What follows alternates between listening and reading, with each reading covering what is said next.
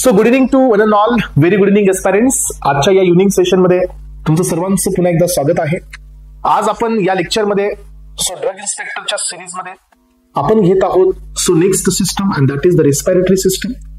या respiratory system मध्ये यालाच आपण एक सेकंड नेम देतो parallelly and that is what the gaseous exchange system. या सिस्टमला आपण अजून एक नेम देत असतो that is gaseous exchange system.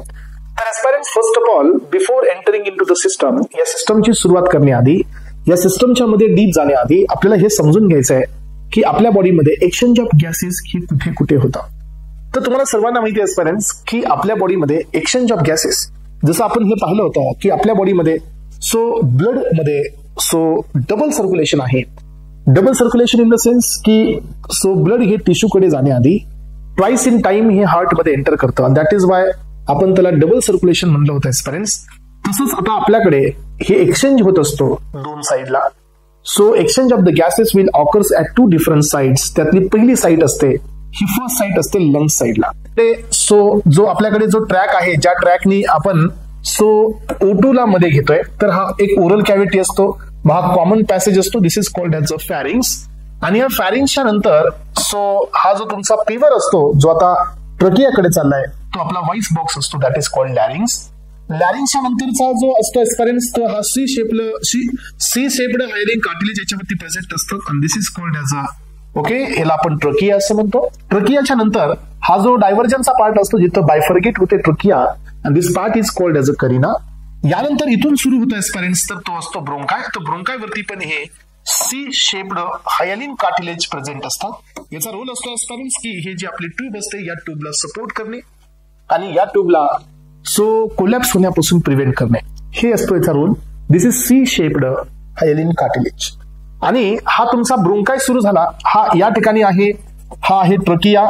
याच्यानंतरचा जो पार्ट सुरू होतो aspirants, this is called as a bronchi. मग आता ब्रोंकाय मध्ये पण आपल्याला पाहायला मिळते प्रायमरी ब्रोंकाय. यानंतर यांचं बायफर्गेशन झाल्यानंतर हा सुरू होतो, दिस इज सेकंडरी ब्रोंकाय. सेकंडरी ब्रोंकायच्या नंतरचा पुढचा पार्ट असतो एस्पायरंट्स, तर हा असतो टर्शरी ब्रोंकाय. आणि या ब्रोंकायच्या नंतर काही टर्मिनल्स असतात एस्पायरंट्स, आणि टर्मिनलच्या पुढे गेल्यानंतर अशा प्रकारचं अल्व्हिलस असतं. अल्व्हिलस इज अ साईट. तर ही साईट आहे जिथं ऍक्च्युअल एक्सचेंज ऑफ गॅसेस होणार आहे. ही ऍक्च्युअल साईट आहे जिथं एक्सचेंज ऑफ गॅसेस होणार आहे एस्पायरंट्स. तर हे जे अल्व्हिलस असतं, तर ह्या अल्व्हिलस मध्ये एक तुमचा अल्व्हिला आहे आणि याच्यामध्ये हायली वेस्क्युलर सप्लाय असतो, रिच असतो ब्लडच्या सप्लायनुसार, जिथं एक्सचेंज ऑफ गॅसेस हे होतं. मग आता आपण ज्या वेळेला एक्सटर्नल इन्व्हायरमेंट मधून O2 घेतो असतो, तर हा O2 बाहेरून मध्ये येत असताना ही प्रोसेस पण पॅसिव्हच असते. मग आता तुम्ही मला सांगा, ही प्रोसेस पॅसिव्ह आहे, याचा अर्थ कुठेतरी ग्रेडियंट आहे. पॅसिव्ह इन द सेन्स की जिथं तुम्हाला एखादी प्रोसेस कंप्लीट करण्यासाठी कुठल्याही प्रकारची एनर्जी रिक्वायरमेंट नाही आहे. मग आता बाहेर जी इन्व्हायरमेंटल O2 आहे, तो आपल्या लंग्स मध्ये काय येणार नाही जोपर्यंत तुम्ही एनर्जीचा यूज करणार नाही. मग आपण एनर्जीचा यूज करू तर आपण या प्रोसेसला ऍक्टिव्ह प्रोसेस म्हणूया. पण आपण जर समजा एनर्जीचा यूज करतच नाहीये, तर ही प्रोसेस आहे पॅसिव्ह. आणि जर ही पॅसिव्ह आहे तर कुठेतरी ग्रेडियंट आहे. यामध्ये कॉन्सन्ट्रेशन ग्रेडियंट म्हणण्यापेक्षा आपण या ठिकाणी प्रेशर ग्रेडियंट म्हणू शकतो. मग आता प्रेशर ग्रेडियंट कशामुळे असते हे पहा. मग आता हे जे लंग्स आहेत एस्पायरंट्स, तर आपल्याकडे एक असतो तुमचा, इथं घ्यायच्या साईडला थोडंसं, एक असतो हा तुमचा राईट लंग्स आणि दुसरा असतो हा आहे या ठिकाणी लेफ्ट लंग्स. तर अशा प्रकारचे आपल्याकडे लंग्स असतात एस्पायरंट्स. तर हा राईट आणि लेफ्ट मध्ये आपण इथं थोडंसं डिस्क्रिप्शन पाहतोय. आणि ह्या लंग्सच्या एक्झॅक्टली खाली असतो हा तुमचा डोम शेप्ड डायाफ्रॅगम. तर हे जे डायाफ्रॅगम असते एस्पायरंट्स, तर हे एक स्केलेटल मसल असते. लंग्स एक स्पॉन्जी पार्ट असतो, याच्यामध्ये जे ब्रोंकाय असतात एस्पायरंट्स, तर हे स्मूथ मसल्स पासून या ठिकाणी बनलेले असतात, याच्यामध्ये स्मूथ मसल्स असतात. याचा अर्थ हे जे लंग्स आहेत, तर हे डेलिकेट ऑर्गन आहे आणि हे इनव्हॉलंटरी आहेत. It is not in our control. हे आपल्या कंट्रोलमध्ये नाही आहेत. पण जो आपला ऍब्डॉमिनचा पार्ट असतो, जिथं तुमचा तो स्टमक वगैरे आहे एस्पायरंट्स, बाकीचे सगळे कॉम्पोनंट्स याच्या खाली असणार आहेत. तर ह्या ऍब्डॉमिनच्या मध्ये आणि लंग्सच्या मध्ये तर हे एक डोम शेप्ड डायाफ्रॅगम असतो एस्पायरंट्स, आणि हा डायाफ्रॅगम असतो स्केलेटल मसल, राईट. तर हा डायाफ्रॅगम असतो स्केलेटल मसल. मग आपण काय करतो, स्केलेटल मसल ही व्हॉलंटरी आहे, ही आपल्या हातामध्ये आहे, ही आपल्या कंट्रोलमध्ये आहे. It is under the somatic nervous system. आणि आपण या डायाफ्रॅगमला डोम शेप्ड करून याला आपण कॉन्ट्रॅक्ट करतो, म्हणजे फ्लॅट करतो. मग आता होतं काय सांगा, की ज्या वेळेला आपण हा डोम शेप्ड जो डायाफ्रॅगम आहे, ज्याला तुम्ही फ्लॅट कराल, तर हा असा प्रकृतीने फ्लॅट होतो. फ्लॅट होत असेल एस्पायरंट्स, तर हे लंग्स जे स्पॉन्जी नेचरचे असतात एस्पायरंट्स, लंग्सचं एक्सपान्शन होतं. आणि जर लंग्स एक्सपांड होत असतील एस्पायरंट्स, तर मग काय होतं की लंग्स एक्सपांड झाल्यानंतर याचा या ठिकाणी सो इंटरनल एरिया वाढतो. मग आपण जर पाहिलं एस्पायरंट्स की जर एरिया वाढत असेल by keeping the pressure is constant, जर आपण एरिया वाढत असेल एस्पायरंट्स, तर त्या ठिकाणी प्रेशर हे ड्रॉप होतं. आणि प्रेशर ड्रॉप होतं किती? सो 758 mmHg हे प्रेशर ड्रॉप होतं. आणि याच केसमध्ये बाहेरचं इन्व्हायरमेंटल प्रेशर किती आहे? 760 mmHg आहे. याचा अर्थ एस्पायरंट्स की हे प्रेशर या प्रेशरपेक्षा जास्त आहे. त्यामुळे ही बाहेरची जी एअर असते O2ची ही आपल्या मध्ये येते आणि इनहेलेशन विल टेक प्लेस. अशा प्रकारे इनहेलेशन होत असतं आणि हे इनहेलेशन होतं aspirants with respect to the concentration gradient. मग आता काय होणार आहे? इनहेलेशन झालेलं आहे, बाहेरचं ऑक्सिजन हे आपल्या लंग्स मध्ये आलेलं आहे. सो आता आफ्टर सम टाइम हा जो डोम शेप्ड पार्ट होता, जो फ्लॅट झालेला होता डायफ्रॅगमचा, नाव it will regain its original shape. हे याच्या ओरिजिनल शेप मध्ये याला पाहतो. ओरिजिनल शेप म्हणजे पुन्हा वापस डोम शेप्ड. मग आता हा ओरिजिनल मध्ये आल्यानंतर काय होतं की कंजेशन होतं लंग्स मध्ये. लंग्सची जी साईज आहे ही छोटी होते. जर लंग्सचं कंजेशन झालं एस्पायरंट्स आणि आपण बाहेरची एअर पण मध्ये घेतलेली आहे, त्यामुळे काय होतं की इंटरनल प्रेशर एरिया कमी झाल्यामुळे वाढतो. आणि internal pressure now it is becomes to 762 mmHg आणि एक्सटर्नल प्रेशर तर कॉन्स्टंट आहे 760 mmHg, that is one atm. आणि त्यामुळे लंग्सचं जे प्रेशर आहे हे एक्सटर्नल प्रेशरपेक्षा एअर प्रेशरपेक्षा जास्त होतं. आणि त्यामुळे एस्पायरंट्स की इंटरनलचे जे एअर आहे म्हणजे जे कार्बन डायऑक्साइड कंटेनिंग एअर आहे ही बाहेर जाते. आणि this process is called as एक्झलेशन.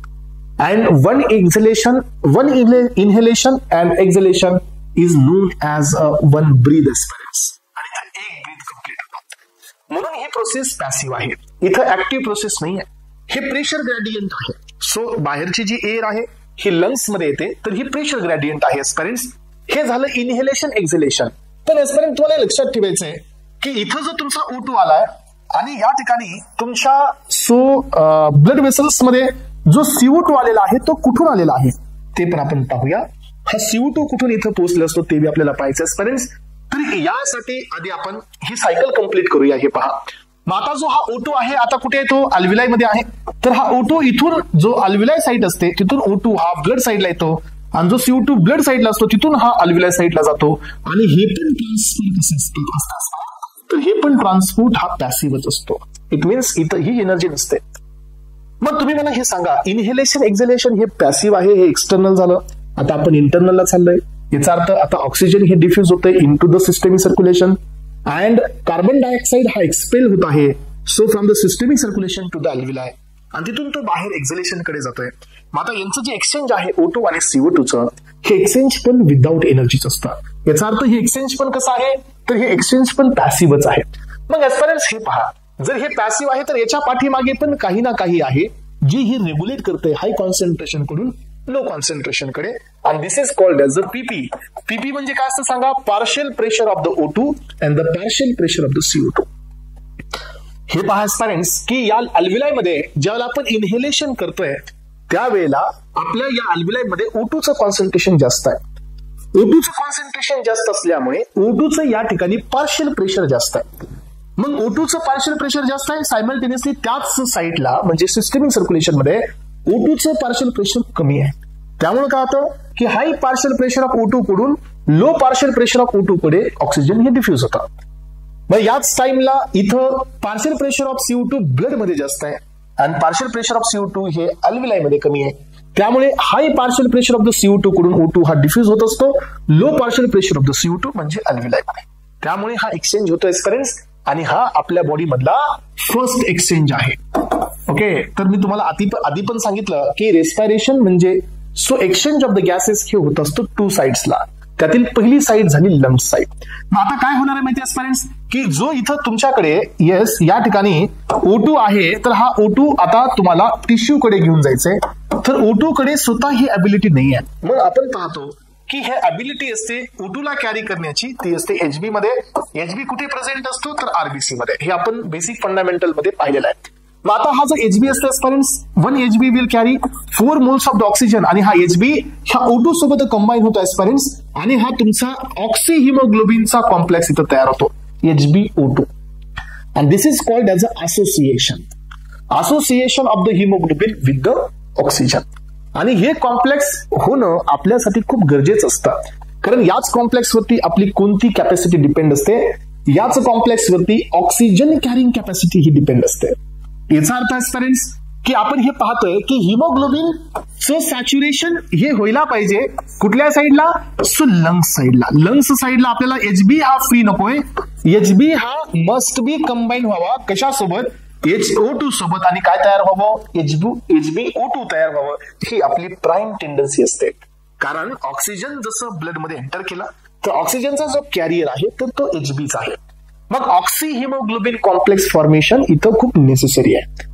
आणि जसं हे HbO2 तयार झाला की मग हे ब्लड इथून कुठे गेलं? सो सगळ्यात पहिल्यांदा हे हार्ट मध्ये गेलेलं आहे पेरेंट्स. हार्ट मधून सो लेफ्ट आर्टरियम मधून हे कुठे गेलं? लेफ्ट वेंट्रिकल मध्ये. लेफ्ट वेंट्रिकल मधून हे ब्लड इजेक्ट होत आहे आणि हे ब्लड तुमचं आता ऑक्सिजनेटेड ब्लड आहे. तर हे ऑक्सिजनेटेड ब्लड पोहोचत आहे तुमच्या टिश्यू साइडकडे म्हणजे सेल साइडकडे. मग आता इथं तुमचा HbO2 आलेला आहे. पण एस्पिरंट हा HbO2 एकटा या पूर्ण मॉलिक्युलला मध्ये जाण्याची परमिशन नसते. Haemoglobin won't crosses the blood vessels आणि तो त्याच्यासोबत मध्ये जाईल असं होऊ शकत नाही. यामुळे काय होतं सांगा? या प्रोसेसमुळे आता इथं जो तुमचा HbO2 सोबत कंबाईन आहे एस्पिरंट्स, तर आपल्याला इथं HB आणि O2 हा काय करायचा आहे? सो आता आपल्याला डिसोसिएट करायचा आहे. राईट.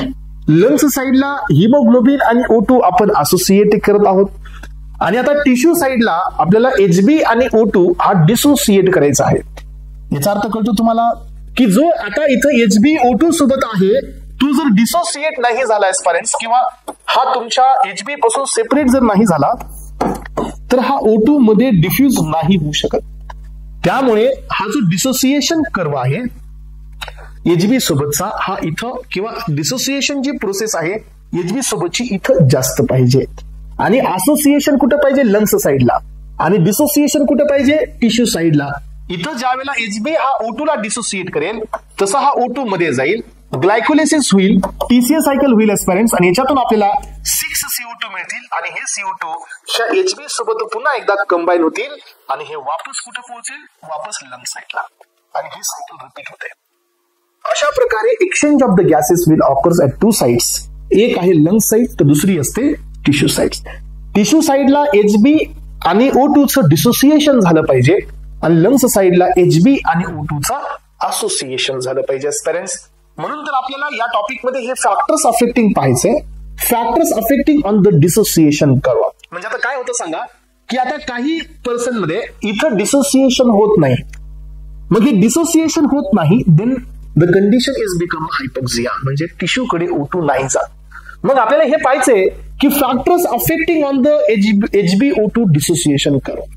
मग हेच आपल्याला मेन पॉइंट असतो आपल्या एक्झाम मध्ये की असे कोणते फॅक्टर्स आहेत ज्याच्यामुळे हे डिसोसिएशन प्रोलॉन्ग होतात. जसं की बॉडीमध्ये असणारं टेम्परेचर, जसं की पार्शियल प्रेशर, सो जसं की बॉडीमध्ये असणारा pH, ब्लडचा pH. तर हे सगळे फॅक्टर्स आहेत एस्पिरंट्स ज्यांच्यामुळे हे डिसोसिएशन अफेक्ट होतं. आपलं म्हणणं हे आहे की हे डिसोसिएशन फास्ट व्हावं.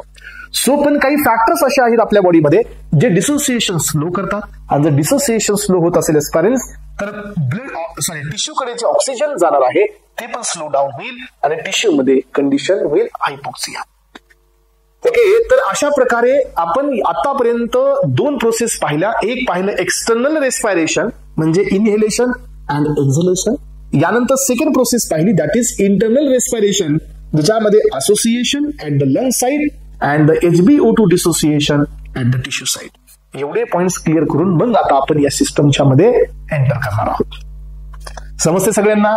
येस. क्लिअर होतंय का? पहा एस्पिरंट्स हे बेसिक आहे बेटा. हे बेसिक जोपर्यंत क्लिअर होणार नाही तोपर्यंत सिस्टम तुम्हाला एंट्री देणारच नाही. ओके. सिस्टम तुम्हाला एंट्री देणार नाही आणि ह्या गोष्टी तुमच्या क्लिअर होणार पण नाही. ठीक आहे. चला तर सिस्टम काय सांगते पहा aspirants. Human respiratory system yes brings about inspiration, expiration and the exchange of the gases in the lungs. So या सिस्टममुळे आपण इनहेलेशन करतो, एक्झलेशन करतो, गॅसेसचे एक्सचेंज होतं aspirants. So these are then transported by the blood आणि हे जे गॅसेस आहेत हे लंग्स पासून आपल्याकडे बॉडी पार्ट्स कडे हे ब्लड थ्रू जात असतात. सो डिफरंट टिश्यू साइटला आणि बॉडीच्या पार्ट्सला. तर ही प्रोसेस खूप गरजेची असते एस्पिरंट्स. कशासाठी गरजेचं असतं सांगा? तुम्हाला सगळ्यांना माहिती आहे की आपण बायोकेमिस्ट्रीमध्ये ग्लायकोलिसिस पाहिली, आपण बायोकेमिस्ट्रीमध्ये टीसीए सायकल पाहिली, तर आपल्याला माहिती आहे की जसं आपल्या बॉडीमध्ये एक ग्लुकोज मॉलिक्यूल हा एरोबिक कंडिशन मध्ये ऑक्सिडाइज होतो, तर त्याच्यापासून आपल्याला 38 एटीपीज पाहायला मिळतात, राईट. सो पण एक ग्लुकोज मॉलिक्यूल जर एनारोबिक कंडिशन मधून ऑक्सिडाइज होतो तर आपल्याला फक्त 2 एटीपीज पाहायला मिळतात. याचा अर्थ काय की आपल्या बॉडीमध्ये जे रेस्पायरेशन आहे, respiration is nothing but only exchange of gases, no aspirants. रेस्पायरेशनचा प्युअर वर्ड असतो बाय टेकिंग द ऑक्सिजन, आणि ऑक्सिजन घेऊन आपल्या बॉडीमध्ये एटीपीचं प्रोडक्शन करणे. This process is completely called as a respiration. मग आता आपण O2 घेतोय आणि O2 घेतल्यानंतर आपल्या बॉडीमध्ये 36 एटीपीज आपल्याला पाहायला मिळतात, 38 एटीपीज पाहायला मिळतात. सो ज्यावेळेला हा O2 आपल्या बॉडीमध्ये येतो, याचा अर्थ हे रेस्पायरेशन ही एक बायोकेमिकल प्रोसेस आहे, ज्याच्यामध्ये जे फूड आपण घेतोय, जसं की फॉर एक्झाम्पल ग्लुकोज घेतोय, तर या ग्लुकोजचं ऑक्सिडेशन होतं ऑर्डरली मॅनरनी आणि लिबरेशन होतं एनर्जीचं in the form of ATPs. म्हणजे आपण ग्लुकोज घेतल्यानंतर ग्लुकोजचं कन्व्हर्जन कार्बन डायऑक्साइड मध्ये होणे आणि आपल्याला तिथून एटीपीज मिळणे, तर हे एक रेस्पायरेशनच आहे. आणि हे होण्यासाठी O2 ची गरज लागते आणि O2 हा आपल्याला या सिस्टम थ्रू मिळतो. मग आता आपल्याकडे अपर रेस्पिरेटरी ट्रॅक आणि लोअर रेस्पिरेटरी ट्रॅक आहे. सो अपर रेस्पिरेटरी ट्रॅक मध्ये nasal cavity, internal nares, nasopharynx, nose and throat एवढे सगळे अपर रेस्पिरेटरी ट्रॅक मध्ये येतात. यानंतर आपल्याकडे लोअर रेस्पिरेटरी ट्रॅक आहे एस्पायरेंट्स. तर हा लोअर रेस्पिरेटरी ट्रॅक हा लॅरिंग्स पासून खाली सुरू होतो. लॅरिंग्स हा एक आपल्या बॉडी मधला व्हॉइस बॉक्स असतो एस्पायरेंट, जिथं वोकल कॉर्ड असतो, जिथून आपली ही जी आवाज आहे तो तिथं आपण जनरेट करत असतो. ट्रकिया असतो, ब्रोंकाय, ब्रोंक्युअल्स आणि लंग्स असतील एस्पायरेंट्स. तर हे पाहण्यासाठी तुम्हाला इथे एक डायग्रामॅटिक प्रेझेंटेशन पण मी दिलेलं आहे. तर या प्रेझेंटेशन वरती तुम्ही समजून घेऊ शकता एस्पायरेंट्स की इथून पुढचा जो असतो हा अपर रेस्पिरेटरी ट्रॅक असतो आणि लॅरिंग्स पासूनचा जो खालचा असतो तो लोअर रेस्पिरेटरी ट्रॅक असतो एस्पायरेंट्स.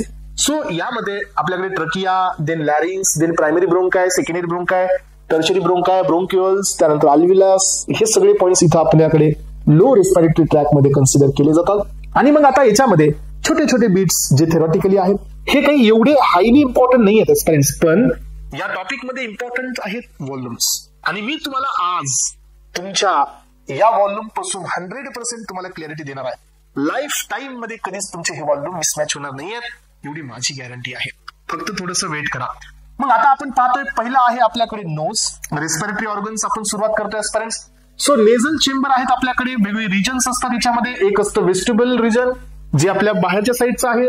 रेस्पिरेटरी पार्ट असतो जे कंडिशनर असतो, तो थोडासा मध्ये असतो, आणि त्याच्यामध्ये असतो ऑल्फॅक्टरी.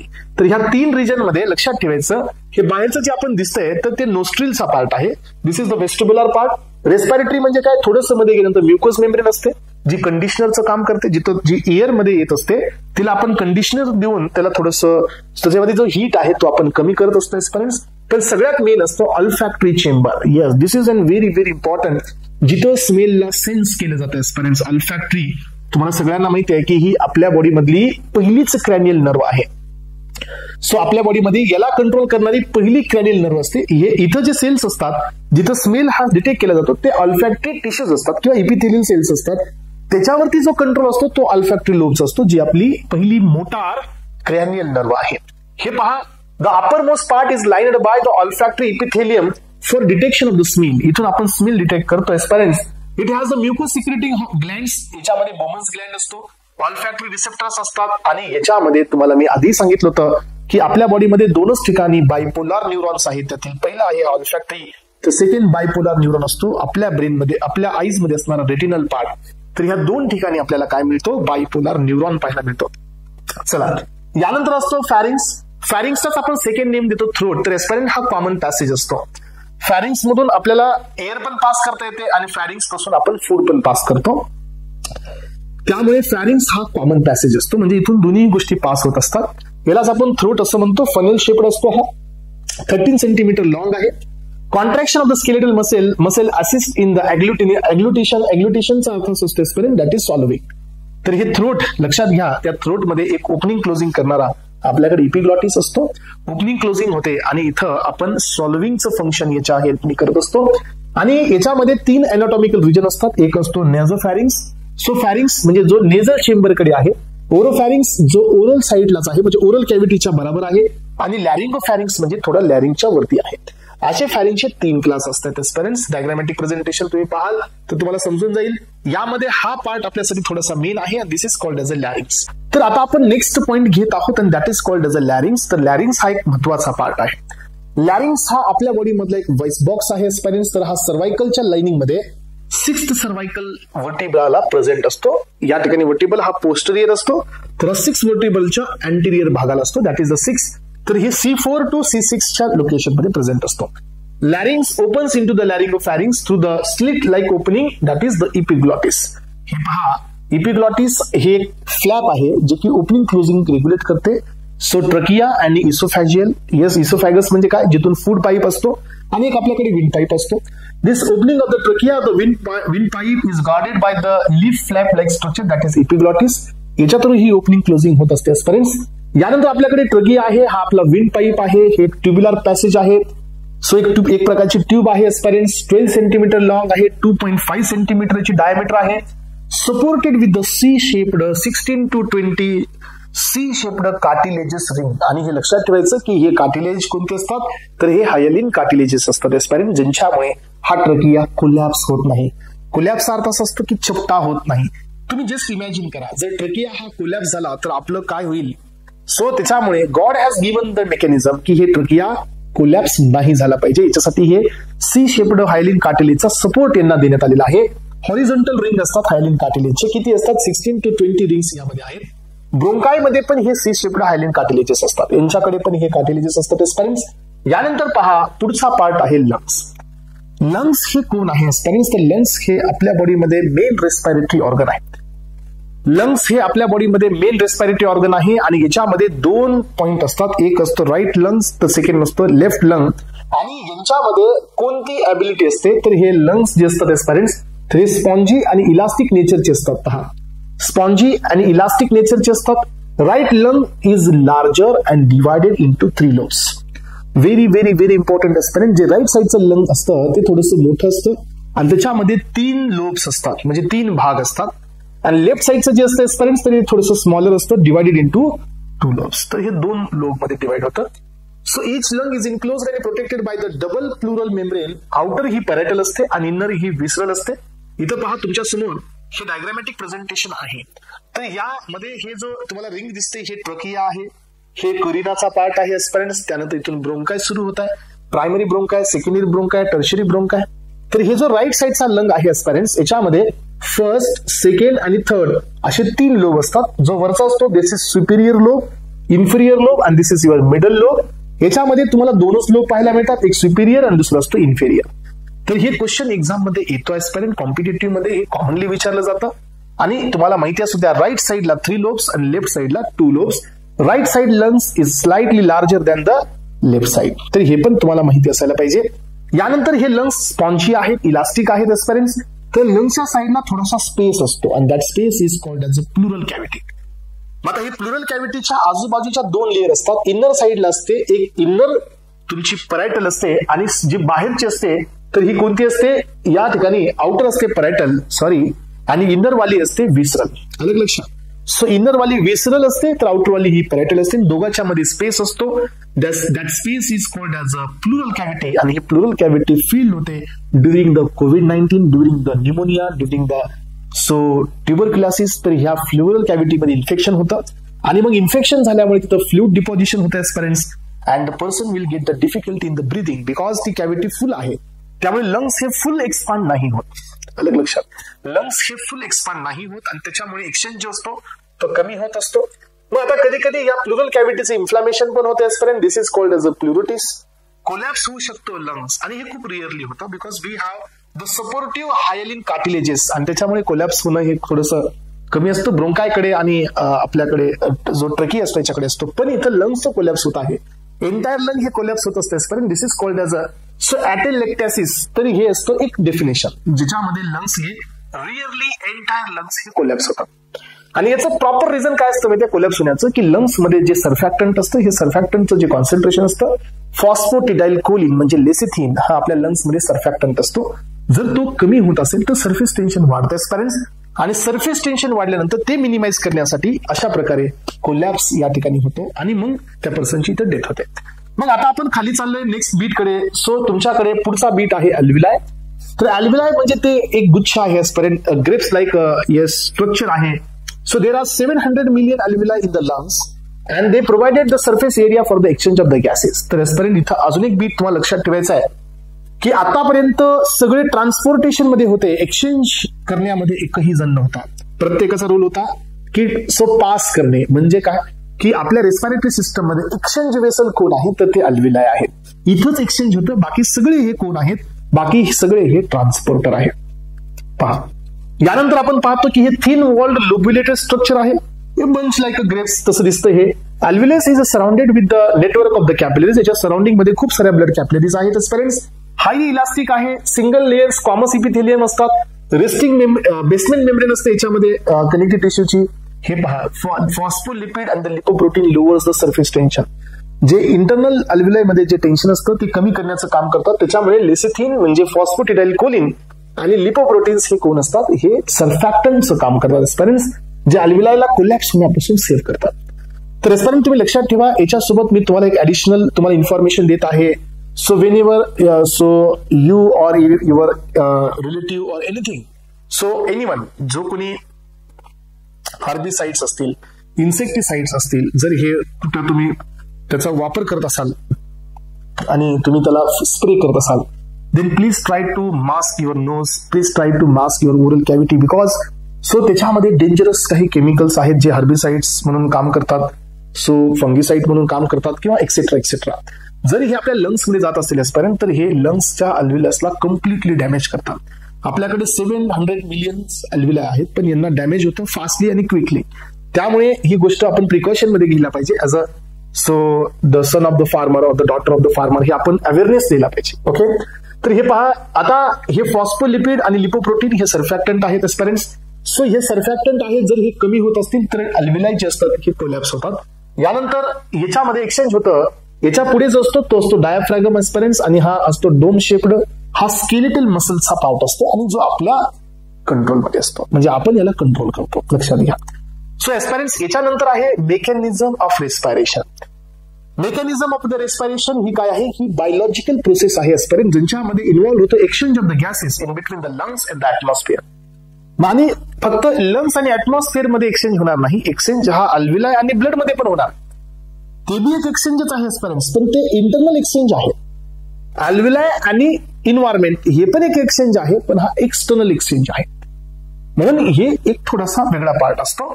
मग आता आपण हे सगळं कशासाठी करतोय? एटीपी प्रोडक्शन साठी करतोय. तुम्हाला याच्या आधी पण सांगितलं. हे पहा, ब्रिदिंग आहे, इनहेलेशन, एक्सहेलेशन. एक्सटर्नल रेस्पिरेशन म्हणजे हेच लंग्स आणि इन्व्हायरमेंट मध्ये. त्यानंतर असतं इंटरनल रेस्पिरेशन, म्हणजे काय की जे ब्लड मध्ये असतं. आणि चौथं असतं रेस्पिरेशन सेल्युलर रेस्पिरेशन, जे की सेल साईडला असतं. अशा प्रकारचे रेस्पिरेशनच्या या ठिकाणी मेकॅनिझम आहेत. आणि या मेकॅनिझम तुम्हाला मी क्लिअरली इंडिकेट पण केल्यात. कसं हे रेग्युलेट होतं हे पण सांगितलं एस्पेरेंट्स. पण हे समजून घेण्यासाठी मी तुम्हाला इथं काही डायग्रामॅटिक प्रेझेंटेशन पण दिलेली आहेत.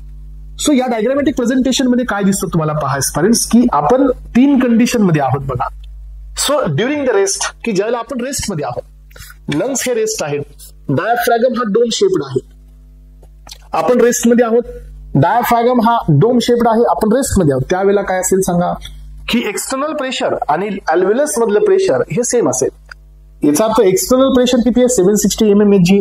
इंटरनल प्रेशर किती असेल लंग्स मधलं? That is also 760 mmHg. There is a no pressure gradient, आणि कुठल्याही प्रकारचं प्रेशर ग्रेडियंट इथं नसेल तर exchange of the gases will not happen. Exchange of gases इथं आपल्याला पाहायला मिळणारच नाही. अलग लक्षात. During the rest there is a no exchange of the gases. Exchange of gases होणारच नाहीये. हे पहा. मग आता ज्या वेळेला आपण इनहेलेशन करायला जातोय, हे पहा, ड्युरिंग द इनहेलेशन काय होणार आहे? इथल्या व्हॅल्यूज कडे लक्ष देऊ नका एस्पेरेंट्स, माझ्या सांगणाऱ्या व्हॅल्यूज कडे लक्ष द्या. ठीक आहे. So during the inhalation diaphragm हा कॉन्ट्रॅक्शन मध्ये जातोय. Then dome shaped diaphragm is become a flat. आणि हा फ्लॅट झाल्यामुळे काय होतं? Lungs will expand. Lungs expand झाल्यानंतर काय होईल एस्पेरेंट्स, की इंटरनल एरिया हा वाढेल. आणि इंटरनल एरिया इन्क्रीज होत असेल with by keeping the pressure constant, तर त्या केसमध्ये कीपिंग द इनहेलेशन कॉन्स्टंट, तर त्या केसमध्ये इंटरनल प्रेशर ड्रॉप होतं. इंटरनल प्रेशर ड्रॉप झाल्यानंतर internal pressure is become 758 mmHg, आणि एक्सटर्नल प्रेशर जे आहे ते असतं 760 mmHg. त्यामुळे बाहेरची हवा मध्ये येते, आणि this process is called as a inhalation. आता वापस काय आहे? एक्झहेलेशन, म्हणजे वापस जाणे. मग आता हे कसं होणार आहे, की हा जो फ्लॅट झालेला जो डायफ्रॅगम होता, after some period of time, so हा वापस डोम मध्ये येतो. डोम मध्ये आल्यानंतर हे लंग्सचा जो व्हॉल्यूम असतो, एरिया असतो, तो कमी होतो. कमी झाल्यामुळे internal pressure is become 762 mmHg आणि एक्सटर्नल प्रेशर इज 760 mmHg. म्हणजे बाहेरचं 760 कॉन्स्टंट आहे. आता मधलं जास्त झालं बाहेरच्या पेक्षा, 762 झालेलं आहे. याच्यामुळे काय होणार आहे की जे मध्ये जे एअर आहे एस्पिरंट ही आता बाहेर एक्सपेल आउट होईल आणि this process is called as a exhalation. तर माझ्या अकॉर्डिंगली एस्पिरंट्स की हे प्रोसेस तुम्हाला माहिती असणं खूप गरजेचं होतं. आता या टॉपिकच्या सगळ्यात जास्त इम्पॉर्टंट बीट कडे मी जात आहे. येस, तर एस्पिरंट्स आतापर्यंतचा जेवढा पार्ट आपण पाहिला तर हे बेसिक होतं. रिअरली एका दुसरा क्वेश्चन तुम्हाला पाहायला मिळत होता. पण आता आपण 2 बीट कडे जात आहोत आणि हे दोन्हीही बीट तुमच्यासाठी इम्पॉर्टंट आहे. एक आहेत सगळे व्हॉल्युम्स आणि दुसरा पार्ट असतो तो म्हणजे factors affecting on the oxygen आणि हिमोग्लोबिन डिसोसिएशन कर्व. या दोघांमध्ये थोडंसं क्लॅरिटी घेणं गरजेचं आहे. ही क्लॅरिटी तुम्हाला या चॅप्टर मधून एखादा क्वेश्चन जर फ्रेम होत असेल एस्पिरंट्स कोणत्याही कॉम्पिटेटिव्ह एक्झाम मध्ये, जीपॅट मध्ये, नायपर मध्ये, ड्रग इन्स्पेक्टर मध्ये, आरआरबी मध्ये, ESIC मध्ये, तर तुम्हाला इथं परफेक्टली एक क्वेश्चन कमीत कमी देऊन जातो. मग आता हे कोणते व्हॉल्युम्स असतात जे आपल्या लंग्स साठी आपण डिफाईन करतो. तर एस्पिरंट्स एकदा व्हॉल्युम्सला एकदा पाहू आपण. मग तुम्हाला मी थोडंसं हायपोथेसिस देईल. हायपोथेसिसचा वापर करून आपण हे व्हॉल्युम्स क्लिअर करणार आहोत आणि परफेक्टली मी क्लिअर करून देणार आहे. Don't worry, right. याचे फॉर्म्युलेज बी एक्झाम मध्ये येतात एस्पिरंट्स. फॉर्म्युलेज बी तुम्हाला माहिती असायला पाहिजेत. पहा आता, पहिला आहे tidal volume. Yes, this is called TV. TV जो असतो एस्पिरंट्स हा व्हॉल्यूम असतो की एका टाइमाला आपण किती एअर ही बाहेर फेकतोय. समजून घ्या, 2 सायकल कंप्लीट करेल मी या व्हॉल्युम्स वरती. 2 वेळा हे सगळं मी क्लिअर करून सांगेल. पहिल्यांदा मी आता नॉर्मली एक्सप्लेन करेल, पुन्हा एक एक्झाम्पल घेऊन एक्सप्लेन करेल आणि त्याच्यानंतर मग पुन्हा वापस एकदा रिकॅप करेल.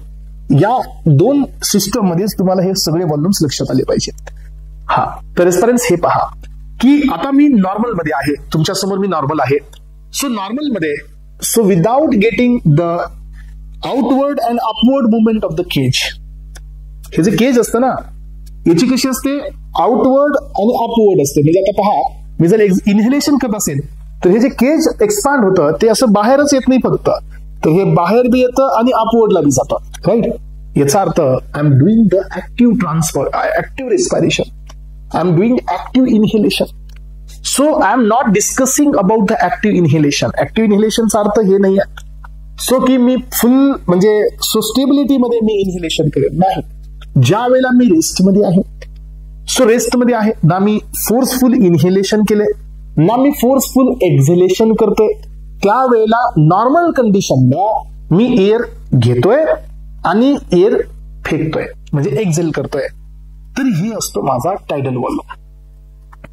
टायडल व्हॉल्यूम काय असतं सांगा, की जिथं मी एअर घेतोय आणि जिथं मी एअर एक्झेल आउट करतोय म्हणजे एक्झेलेशन करतोय without doing any active process. So this is called my tidal volume. मी ना फोर्सफुली एअर घेतोय ना मी फोर्सफुली एअर देतोय, मी नॉर्मली एअर घेतोय आणि मी नॉर्मली एअर देतोय. So this is my tidal volume. हा, लक्ष करा कारण हे 2 बीट तुमच्यासाठी खूप इम्पॉर्टंट आहेत. हे पहा, volume of the air inspired or expired during the normal transpiration or normal respiration आणि ही एअरचा व्हॉल्यूम असतो approximately 500 ml. So a healthy person can expire or inspire 600 to 800 ml of air per minute. तर हा volume पर ब्रीथचा आहे. Yes, हा volume पर ब्रीथचा आहे parents. पर breath म्हणजे एका ब्रीथचा आहे. तर एका मिनिटामध्ये 6000 to 8000 ml व्हॉल्यूम आपण टायडल व्हॉल्यूम यूज करतो.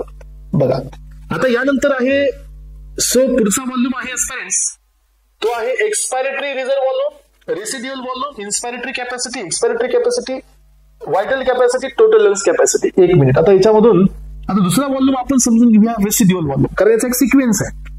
सिक्वेन्सनीच गेला तर काय होईल की हे लक्षात राहील.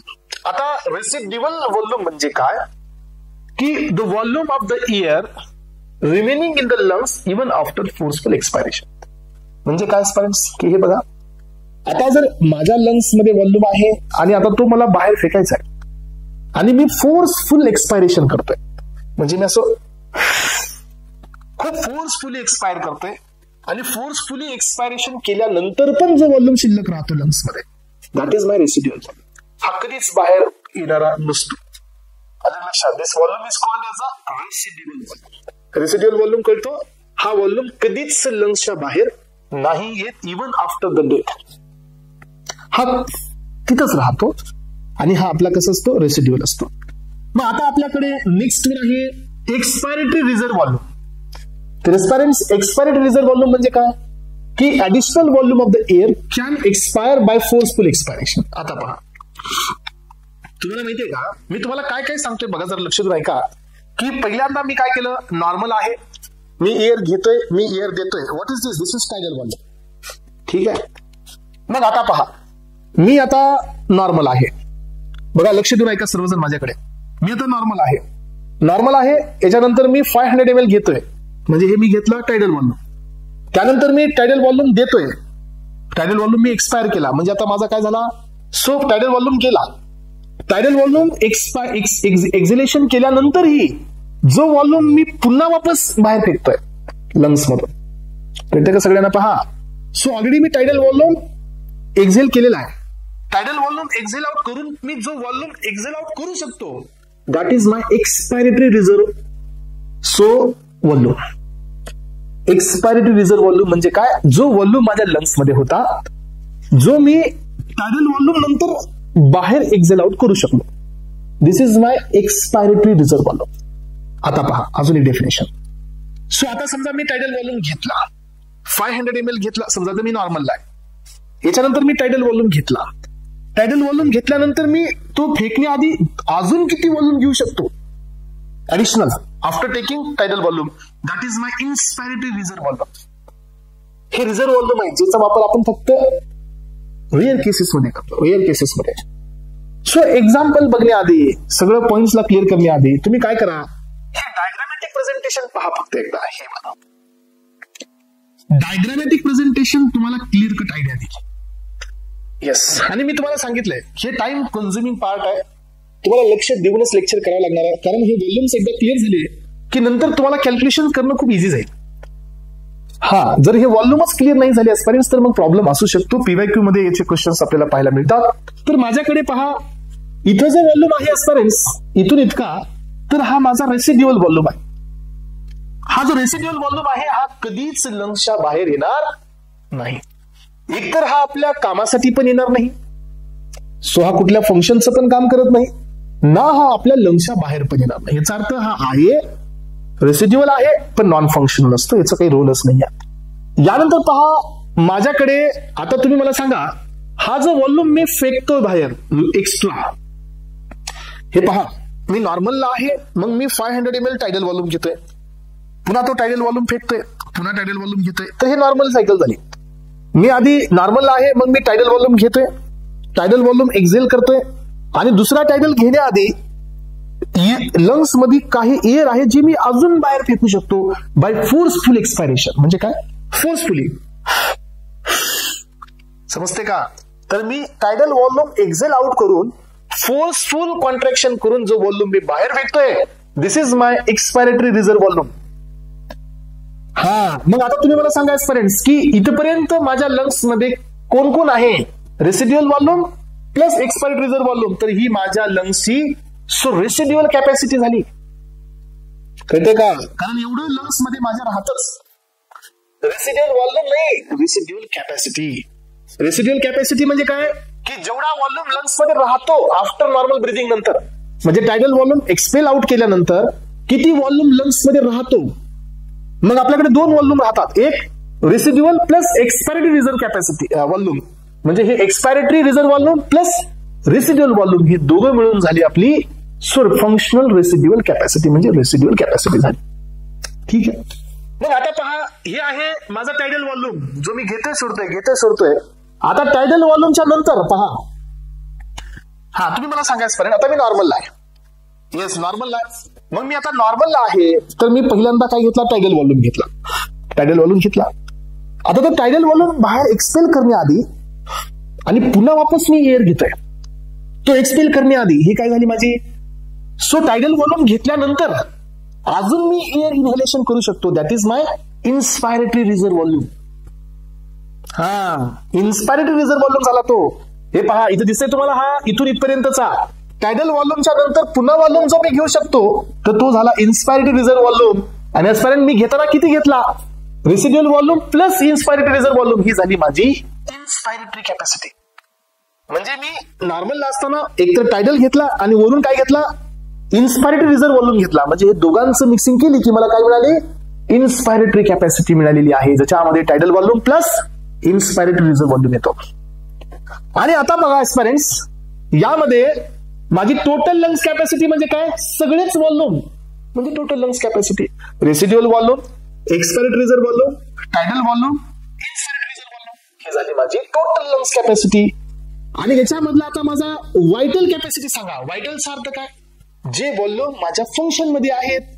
आपल्या बॉडीमध्ये एकच व्हॉल्यूम फंक्शन मध्ये नाहीये, आणि दिस इज रेसिड्युअल व्हॉल्यूम. तर लक्षात घ्या पेरेंट्स, एक्सेप्ट रेसिड्युअल व्हॉल्यूम, जेवढा व्हॉल्यूम आपल्याकडे आहे ती आपली व्हायटल कॅपॅसिटी आहे.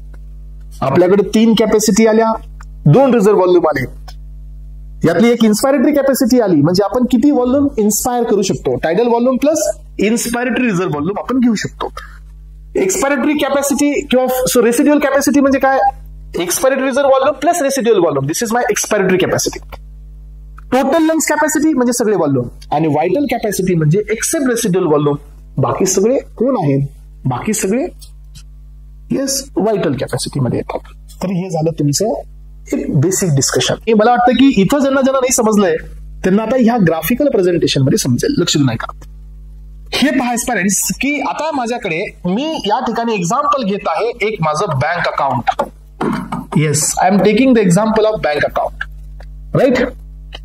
हा, तर मी आता इथं एक्झाम्पल घेतोय bank account. I am going to correlate with the all the volumes जे की लंग्स मध्ये आहेत. हे सगळे व्हॉल्यूम्सला मी कोरिलेट करतोय. तर तुम्हाला सांगायचं एस्पायरंट की तुम्ही बँक अकाउंट ओपनिंग करत असताना सांगा मला एस्पायरंट, तुम्हाला 2000 रुपीज चार्ज तरी लावताय. ओके, पण बँक मधून तुम्हाला हे सांगितलं जातं की ऍटलिस्ट 500 रुपीज जे आहेत कमीत कमी पाहिजेत बँकमध्ये. याचा अर्थ इथं तुम्ही थोडस मार्क करून घ्या. तर हे जे रुपीज आहेत 500 रुपीज हे तुम्हाला तुमचे आहेत, पण तुम्हाला यांना करता येतच नाही. येस, तुम्ही बँकेमध्ये जाऊन हे विड्रॉ नाही करू शकत, बिकॉज ते मिनिमम अमाऊंट आहे. हे आहे 500 रुपीज, राईट? यानंतर पहा पेरेंट्स, तुमचं जे रुटीन तुमचा खर्च आहे. फॉर एक्झाम्पल हे पहा, जर तुमच्याकडे 1000 रुपीज तुमचं इन्कम असेल तर याच्यातले आपण 200 रुपीज कशासाठी ठेवतो? हेल्थसाठी, करेक्ट? हा, तर तुम्ही मला सांगा, हेल्थसाठी जे आपल्याकडे आपलं बॅलन्स आहे ते आपण ट्रिपसाठी वापरतो का? जे प्रॉपर मॅनेजमेंट वाले असतात ते नाही वापरत. याचा अर्थ हा जो इन्कमचा भाग आहे तुमचा 20% वाला, तर हा कशासाठी ठेवलाय तुम्ही? रिझर्व्ह ठेवलाय, Wien ever you will get the emergency condition. याचा अर्थ याच्यानंतरची जी लाइनिंग असते पेरेंट्स, तर ही लाइनिंग असते तुमची येस रिझर्व्ह व्हॉल्यूम असतो, हा जो वापरण्यात येतो, ज्याचा आपण वापर करतो पण रेअर केसेस मध्ये. आलं लक्षात? यानंतर पहा, हा जो व्हॉल्यूम असतो हा आपण वापरतो, पण या व्हॉल्यूमला आपण कधी वापरतो? रेअर केसेस मध्ये. यानंतर पहा पेरेंट्स की इथं आपल्याकडे नेक्स्ट व्हॉल्यूम आहे, आणि हा व्हॉल्यूम असतो आपण डेली समजा 500 रुपीज घेतो आणि 500 रुपीज देतो. म्हणजे काय? की डेलीचे एक्सपेन्सेस, तुम्ही किती कमवता, डेली तुमचं येणं आणि त्याचा खर्च होणार. याचा अर्थ हा एक व्हॉल्यूम असतो. आणि याच्या नंतरचा एक व्हॉल्यूम असतो पेरेंट्स, याच्या पुढचा, ज्याच्यामध्ये तुम्हाला तुमच्या लागण्यापेक्षा जास्त तुम्ही काय केले? सेव्हिंग केलेली आहे. हे बँकमध्ये हा जो अमाऊंट आहे तो तुमच्याकडे एक्स्ट्रा आहे. एक्स्ट्रा म्हणजे काय? की तुमच्या गरजेपेक्षा जास्त आहे. हे अमाऊंट तुम्ही काढू शकत नाहीत. हे अमाऊंट तुम्ही काढू शकता पण रोज नाही, कळते का? हे अमाऊंट तुम्ही काढू शकता रोज आणि टाकायचे पण रोज, आणि हे अमाऊंट तुमच्याकडे एक्स्ट्रा आहे. हे बँकचं एक्झाम्पल मी याच्यासाठी घेतोय की तुम्हाला हे व्हॉल्यूम्स क्रिस्टल क्लिअर व्हावेत. नंतर याचा प्रॉब्लेम यूज नाही, तुम्हाला लक्षात घ्या. मग ऍजपर्यंत जो व्हॉल्यूम आपण काढूच शकत नाही तर तो झाला रेसिड्युअल व्हॉल्यूम. जो अमाऊंट आपण काढू शकतच नाही ते झालं रेसिड्युअल व्हॉल्यूम. जे तुम्ही तुमच्या इमर्जन्सी मध्ये ठेवलंय तर ते आहे एक्सपायरेटरी रिझर्व्ह व्हॉल्यूम आहे. मग आता तुमच्याकडे किती कॅपॅसिटी आहे आता अमाऊंटची जे तुम्ही काढू शकता? हे प्लस हे लक्षात, पण हे निघतच नाही, पण आहे ना. समजा हे तुमचे 5000 रुपीज आहेत, तर हे 500 आहेतच ना, तर टोटल किती झाले? 5500. हे तुमचं काय झालं? तर तुमची ही एक्सपायरेटरी और तुमची ही या ठिकाणी एक्सपायरेटरी कॅपॅसिटी झाली. इसी म्हणजे एवढी कॅपॅसिटी आहे, त्यातले तुम्ही किती काढू शकता? 5000 काढू शकता. म्हणजे कुठला एक्सपायरेटरी रिझर्व व्हॉल्यूम तुम्ही काढू शकता, पण हा नॉर्मल निघणार नाहीये, हा तुम्हाला फोर्सफुली काढायचा आहे. लक्षात ठेवा. आणि हा व्हॉल्यूम तुम्ही रोज काढताय म्हणजे रोज तुम्ही इन्कम करताय 500, रोज तुमचा एक्सपेन्सेस आहेत 500, तर हे झाला तुमचा टीडी. आणि हे तुमच्याकडे एक्स्ट्रा जे बजेट आहे ही आहे तुमची इन्स्पायरेटरी रिझर्व व्हॉल्यूम. म्हणजे तुम्ही इन्हेलेशन केल्यानंतर वापस अजून घेऊ शकता, टायडल व्हॉल्यूम घेतल्यानंतर वापस हा व्हॉल्यूम घेऊ शकता, दॅट इज इन्स्पायरेटरी रिझर्व व्हॉल्यूम. मग आता तुमची इन्स्पायरेटरी कॅपॅसिटी किती झाली? इथून पुढे तुम्ही इन्स्पायरेशन चालू केलं म्हणजे हे प्लस हे, म्हणजे इन्स्पायरेटरी कॅपॅसिटी म्हणजे inspiratory reserve volume plus tidal volume. Expiratory capacity म्हणजे काय? Expiratory reserve volume, yes, expiratory reserve volume plus residual volume. Correct. आता टोटल लंग्स कॅपॅसिटी काय असेल? हा आणि हा सगळे चालेल लंग्स कॅपॅसिटी. आणि यानंतर व्हायटल कॅपॅसिटी काय असेल? करेक्ट. तर व्हायटल कॅपॅसिटी असेल ऍस्पिरंट सगळे व्हॉल्यूम्स एक्सेप्ट रेसिड्युअल व्हॉल्यूम, कारण तो तुमच्या रेग्युलर युज मध्ये नाहीच आहे. कितीही फोर्सफुल एक्झिलेशन केलं तो आउट होणारच नाहीये. हा, तर या बेसिसवरती, या एक्झाम्पलच्या बेसिसवरती तुम्हाला व्हॉल्यूम्स आता क्लिअरच पाहिजेत aspirants, otherwise so you don't have any option. हा, even though after giving this brief introduction, हे बघा आता डबल इथं आलो आपण, तर रेसिड्युअल, इन्स्पायरेटरी रिझर्व आणि ह्या दोघांची मिळून काय झाली? Residual capacity. म्हणजे एवढी आपल्याकडे राहते. एक्सपायरेटरी कॅपॅसिटी असं म्हणता येणार नाही, आपण याला एक्सपायरेटरी कॅपॅसिटी म्हणलं. नो, कारण हे व्हॉल्यूम बाहेर जातच नाही ना, त्यामुळे we can't say this is expiratory capacity. आलं लक्षात? एक्सपायरेटरी कॅपॅसिटी कुणाला म्हणू शकतो आपण, सांगा बरे? सो एक्सपायरेटरी कॅपॅसिटी म्हणजे हा expiratory reserve volume plus tidal volume. किती असते ना? हा असते. हे व्हॉल्यूम आपण बाहेर फेकू शकतो प्लस टायडल व्हॉल्यूम आपण बाहेर फेकू शकतो. म्हणजे काय? एक्सपायरेटरी कॅपॅसिटी म्हणजे expiratory reserve volume plus tidal volume. Residual capacity म्हणजे काय? Residual volume plus expiratory reserve volume, कारण एवढा व्हॉल्यूम आपल्या लंग्स मध्ये राहतोय.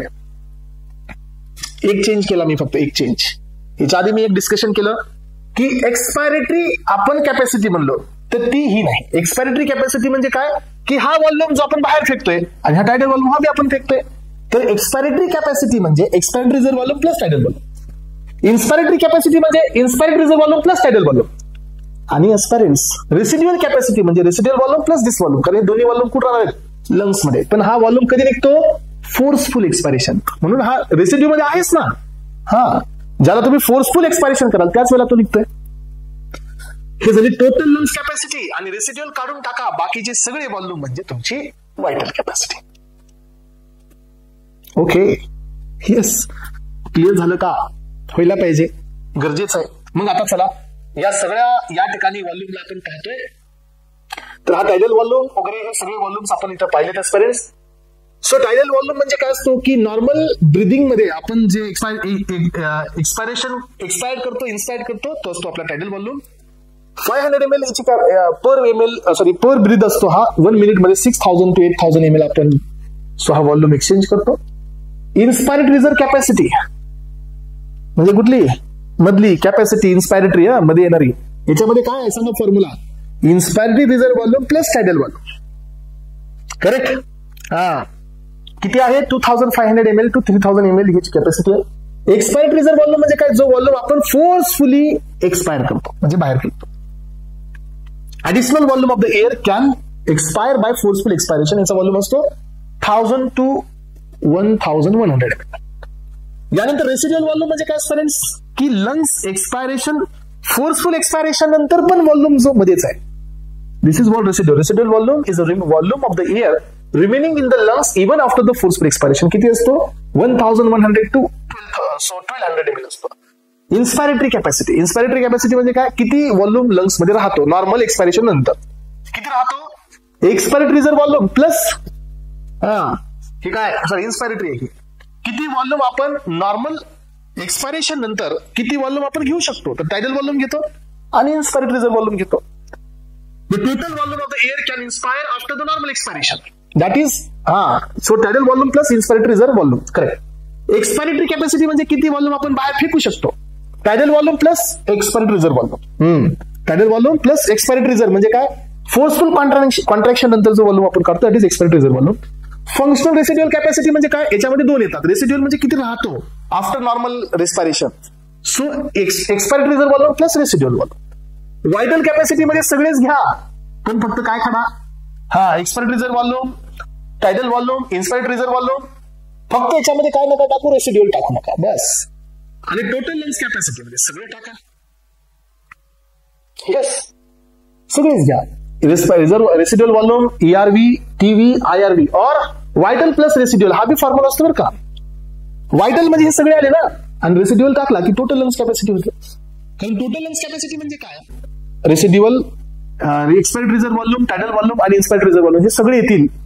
आणि आता आपल्याला काय काढायचंय, व्हायटल कॅपॅसिटी. व्हायटल कॅपॅसिटी काढायची असेल तर त्याच्यातून काय मायनस करायचं, रेसिड्युअल व्हॉल्यूम. आणि जर vital volume, vital capacity plus residual टाकलं की पुन्हा तो काय मिळतो, टोटल व्हॉल्यूम. ओके. तर पॅरेंट्स, हे होतं मास्टर स्ट्रोक या सिस्टम मधलं, जे की आतापर्यंत तुम्ही ऐकले, समजूनही घेतले, पण या लेक्चर मधून तुम्ही बेटर अंडरस्टँड करू शकता. डेफिनेशन्स हे तुम्ही पाहू शकता बरं का. मी नाही त्याच्या पाठीमागचे फंडामेंटल्स, ते मी नाही, ते समजले तर पुढे काही तकलीफ होतच नाही पॅरेंट्स. आता माझ्या समोर आहे एक ग्राफ, या टॉपिकचा सगळ्यात मेन, सेकंड मोस्ट इम्पॉर्टंट. आणि मी तुम्हाला सांगितलं होतं की आपल्याकडे ग्राफिकल प्रेझेंटेशन आपल्याला पाहिजे. सो हे ग्राफ असतो डिसोसिएशन कर्व. असोसिएशन डिसोसिएशन आपल्याला एक्सप्लेन करायचे आणि याच्यावरती अफेक्ट करणारे फॅक्टर्स आपल्याला पाहिजे रेस्पॅरन्स. तर रेस्पॅरन्स, आता आपण पुढे जातोय एका ग्राफिकल प्रेझेंटेशन कडे, आणि ते आहे सो HB आणि O2 चं असोसिएशन अँड डिसोसिएशन. तर रेस्पॅरंट, असोसिएशन कुठे पाहिजे, लंग साईडला, आणि डिसोसिएशन कुठे पाहिजे, टिश्यू साईडला. हे आपण ऑलरेडी पाहिलंय. मग आता समजा असोसिएशन नाही झालं तरी प्रॉब्लेम आहे, बिकॉज कॅरिंग कॅपॅसिटी कमी होईल. आणि जर टिश्यू साईडला डिसोसिएशन नाही झालं तरी प्रॉब्लेम होईल, कारण तिथं डिसोसिएशन नाही होणार, तर मग डिफ्युजन कमी होईल, O2 हा एंटर करणारच नाही. याचा अर्थ association dissociation is very important in our body and it is regulated by some factors, and that factors we need to understand. तेच फॅक्टर आपल्याला इथं पाहिजे. बघा, यामध्ये आता तुमच्या समोर इथं आहे पार्शियल प्रेशर ऑफ O2. म्हणजे काय, O2चं प्रेशर आहे. ऑक्सिजन जेवढं जास्त, आणि हा जो ग्राफ आहे हे आहे पर्सेंटेज ऑफ सॅच्युरेशन. म्हणजे काय की जेवढं पार्शियल प्रेशर ऑफ O2 जास्त तेवढं HB. आता सॅच्युरेशन हा वर्ड जो आलाय तो कुठून आला पहा, तुम्हाला त्याच्याबद्दल पण थोडीशी क्लॅरिटी पाहिजे पॅरेंट्स, की सॅच्युरेशन हा जो वर्ड आलेला आहे हे पहा, की माझ्याकडे हा O2 आहे प्लस माझ्याकडे हा HB आहे, हा सध्या कसा आहे, फ्री आहे. But whenever it is getting associated with the O2, तर हा झाला माझा सॅच्युरेटेड. सॅच्युरेटेडचा अर्थ असा असतो की हा कंबाईन आहे, ऑक्सी हिमोग्लोबिन मध्ये कन्वर्ट झालेला आहे. आता ठीक आहे. सो याचा मिनिंग आहे ऍस्परंट्स की सॅच्युरेटेडचा अर्थ असा असतो की असोसिएशन हॅज बीन कम्प्लिटेड झालंय. इथं तुम्हाला दिसतंय का पहा, partial pressure of O2 10, 20, 30, 40, 50, 60, 70, 80, 90, 100 partial pressure of O2 ला सगळेच्या सगळे हिमोग्लोबिन संपले. याला काय नाव दिलं मी, 100% सॅच्युरेशन. हे पहा, 100% पार्शियल प्रेशरच्या O2 ला सगळे HB कुठे गेले, ऑक्सी हिमोग्लोबिन मध्ये गेले. कळतंय. मग आता जर मी समजा हा HB partial pressure of O2 कमी केला तर हे सॅच्युरेशन बी कमी होतं. सॅच्युरेशन कमी येतं म्हणजे ऑक्सी हिमोग्लोबिन कमी होतो आणि हिमोग्लोबिनचा पुन्हा वाढतो, म्हणजे फ्री फॉर्म वाढतो, सॅच्युरेटेड कमी होतो. मग याच्यावर आपल्याला काय कळालं, याच्यावर आपल्याला हे लक्षात आलं की पार्शियल प्रेशर ऑफ O2 हे रेग्युलेट करतं बाइंडिंग. ठीक आहे. बरं, आता माझा दुसरा पॉइंट आहे तुम्हाला सगळ्यांना इथं. सो ऍस्परंट्स, आता तुम्ही मला सांगा ना, तुमच्या समोर एकच ट्रिकी क्वेश्चन मी ठेवतो आता. ठीक आहे, एवढ्या क्वेश्चनचा आन्सर द्या फक्त. समजा ऍस्परंट्स, हा ग्राफ माझा इथून याच्या जागी इथून आला, तर काय झालं सांगा. येस, आता माझ्याकडे हे जे पार्शियल प्रेशर आहे ना, या ठिकाणी या पार्शियल प्रेशरला सो माझी बाइंडिंग किती आहे, 75% सॅच्युरेशन आहे. करेक्ट आहे की नाही? हा आहे. आता या ठिकाणी इथं 70 pp ला म्हणजे पार्शियल प्रेशरला बाइंडिंग ही माझी किती आहे, 75 आहे. याचा अर्थ काय की माझा ग्राफ जर राईट साइडला शिफ्ट होत असेल देन HB आणि O2 ची अफिनिटी कमी होते. हा, लक्ष देऊ नाही का? बरोबर आहे की नाही? अदरवाईज काय झालं असतं मग, 80-70 पार्शियल प्रेशरला तर आपलं बाइंडिंग एवढी पाहिजे होती, नाही झाली ना. हा ग्राफ माझा राईट साइडला शिफ्ट होतोय तर HB आणि O2 च्या मधली अफिनिटी कमी होते. मग अफिनिटी कमी होते ऍस्पिरंट्स तर सॅच्युरेशन कमी होते. म्हणजे काय, असोसिएशन कमी होत आहे आणि डिसोसिएशन वाढत आहे. बघा, आणि जर हा माझा ग्राफ राईट साइडला शिफ्ट झाला तर, सॉरी लेफ्ट साइडला, तर हे पहा इथं या प्रेशरला एवढी बाइंडिंग आहे, आता इथं या प्रेशरला तेवढी बाइंडिंग आहे. याचा अर्थ कमी प्रेशर मध्ये जास्त बाइंडिंग आहे. याचा मिनिंग आहे की जर ग्राफ हा लेफ्ट साइडला शिफ्ट होत असेल तर HB प्लस O2 चं असोसिएशन वाढतं, आणि जर ग्राफ राईट साइडला शिफ्ट असेल तर HB प्लस O2 चं डिसोसिएशन वाढतं. हा, हे आहे tricky point. Right side shifting इकडल्या साइडला तर डिसोसिएशन वाढतंय, लेफ्ट साइड शिफ्टिंग तर असोसिएशन वाढतंय. मग हे कुठं कुठं लागतात, तर हे जे असोसिएशन आहे ऍस्पिरंट्स तर हे आपल्याला लंग साइडला लागतं, आणि डिसोसिएशन जे आहे हे आपल्याला टिश्यू साइडला लागतं. तर ऍस्पिरंट्स मग आपल्याला हेच पाहायचंय की हे डिसोसिएशन कोणत्या फॅक्टरवरती डिपेंड आहे, हेच आपल्याला पाहायचंय. ठीक आहे, हा ग्राफ कळाला सगळ्यांना? राईट शिफ्टिंग लेफ्ट शिफ्टिंग समजते? ओके, चला तर आता काय करायचंय, पुढे यायचं ऍस्पिरंट्स. सो इथं तुमच्या समोर factors affecting on the dissociation. मग याच्यामध्ये पहिला फॅक्टर आहे H प्लस कॉन्सन्ट्रेशन. म्हणजे काय, प्रोटॉन कॉन्सन्ट्रेशन. तुम्हाला माहिती आहे की आपल्या ब्लड मध्ये जेवढे H प्लस कॉन्सन्ट्रेशन जास्त आहे तेवढा ब्लडचा पीएच ऍसिडिक कडे आहे, आणि जेवढा ब्लडचा पीएच ऍसिडिक कडे आहे पॅरेंट्स तेवढं H प्लस O2 आणि HB मधली अफिनिटी कमी करतो. म्हणजे ग्राफ कुठे शिफ्ट होतो, राईट साइडला. हा, हेच तर क्वेश्चन येतात एक्झामला. पहा, ऍसिडिक पीएच तर O2 आणि HB चं असोसिएशन होत नाही, अल्कलाइन पीएच जास्त असोसिएशन, ऍसिडिक पीएच जास्त डिसोसिएशन. डिसोसिएशन म्हणजे कुठे शिफ्ट होते, राईट साइडला. पार्शियल प्रेशर ऑफ CO2 तुम्ही पहा, हे बघा लक्ष देऊ नाही का की O2 चं पार्शियल प्रेशर जास्त होतं तर ग्राफ कुठे चालला, लेफ्ट साइडला, म्हणजे असोसिएशन होतं. आता CO2 चं पार्शियल प्रेशर वाढतं, याचा अर्थ काय, HB हा O2 सोबत बाइंड नाही होणार, HB हा CO2 सोबत होणार, तर HB आणि O2 डिसोसिएट होणार. याचा अर्थ जर आपण O2 चं प्रेशर वाढवलं पार्शियल तर ग्राफ राईट साइडला शिफ्ट होतं, म्हणजे डिसोसिएशन वाढतं. यानंतर तिसरा आहे टेम्परेचर. टेम्परेचरचा बी हाच इफेक्ट असतो. DPG 2,3 बिस फॉस्फोग्लिसरेटचा पण इफेक्ट आपल्याला पाहायचा आहे. तर हे इफेक्ट इथं खाली दिलेले. हे बघा, so when the pH decreases म्हणजे कुठे गेला, ऍसिडिक कडे. HB less saturated with the O2. HB चं सॅच्युरेशन कमी आहे, HB चं सॅच्युरेशन कमी आहे, याचा अर्थ डिसोसिएशन जास्त आहे, आणि ग्राफ शिफ्टिंग कुठे होईल, right side. O2 the entire oxygen haemoglobin dissociation curve will shift to the right side, and this is called Bohr effect. याला तर आपण बोर इफेक्ट म्हणतो, लक्ष नाही का. एक्झाम्पल आहे लॅक्टिक ऍसिड प्रोडक्शन, कार्बनिक ऍसिड प्रोडक्शन मुळे हा बोर इफेक्ट होतो. आता पार्शियल प्रेशर CO2, तुम्ही तर PO2 नाही, PCO2 आहे. म्हणजे काय की CO2 वाढतोय तर काय होईल सांगा बरे. CO2 कुणाला अट्रॅक्ट करेल, HB ला. HB कुणासोबत बाइंड आहे, O2 सोबत. CO2 वाढतोय तर HB O2 ला सोडेल आणि CO2 कडे जाईल. याचा अर्थ काय वाढतंय, HB आणि O2 चं असोसिएशन कमी होत आहे, आणि काय वाढतंय, डिसोसिएशन वाढतंय. Partial pressure of CO2 binds with the hemoglobin and effect is similar to the H+, म्हणजे राईट साइडला शिफ्टिंग होईल. सो कार्बनिक ऍसिड, लॅक्टिक ऍसिड याच्यामुळे हा CO2 वाढतो. डिक्रीजेस द PO2 डिक्रीज झाला तर पीएच वाढेल, आणि ग्राफ कुठे शिफ्ट होईल, सॅच्युरेशनला. सॅच्युरेशन म्हणजे इकडं लेफ्ट साइडला. राईट साईडला नाही, आणि लेफ्ट साईडला शिफ्ट होईल. This is called Haldane effect. बघा लक्षात घ्या, आधी पाहिला बोर इफेक्ट, आता पाहतो हेल्डेन इफेक्ट. दोन इफेक्ट इथं क्लिअर झाले. आणि आता यानंतर आहे temperature. So acid and the heat promoted the release of the O2 from the oxyhaemoglobin. म्हणजे टेम्परेचरमुळे पण काय होतं, ग्राफ हे राईट साईडला शिफ्ट होतो. राईट साईडला म्हणजे डिसोसिएशन वाढतं, असोसिएशन कमी होतं. बिसफॉस्फोग्लिसरेटचा इफेक्ट बघा, decreases the affinity of the haemoglobin for the O2, does the help to unload the O2 from the haemoglobin. आणि त्याच्यामुळे याच्यामुळे ग्राफ कुठे शिफ्ट होतो, राईट साईडला. Thyroxine, human growth hormone, epinephrine, norepinephrine, testosterone increases the formation of BPH. आणि BPH वाढल्यामुळे काय व्हायला लागलंय की HB आणि O2चं डिसोसिएशन वाढतंय. याचा तर हे सगळे हार्मोन ग्राफ कुठे शिफ्ट करताय, राईट साईडला. मग आता मला तुम्हाला कन्क्लुजन मध्ये विचारायचं आहे पॅरेंट्स, की जर मला ऑक्सी हिमोग्लोबिनचं फॉर्मेशन पाहिजे तर पीएच माझा बेसिक पाहिजे. बघा लक्ष देऊन ऐका, पीएच अल्कलाइन पाहिजे, H+ कॉन्सन्ट्रेशन कमी पाहिजे, टेम्परेचर डाऊन पाहिजे. सो टेम्परेचर डाऊन पाहिजे, त्यानंतर पार्शियल प्रेशर ऑफ O2 जास्त पाहिजे, पार्शियल प्रेशर ऑफ CO2 कमी पाहिजे.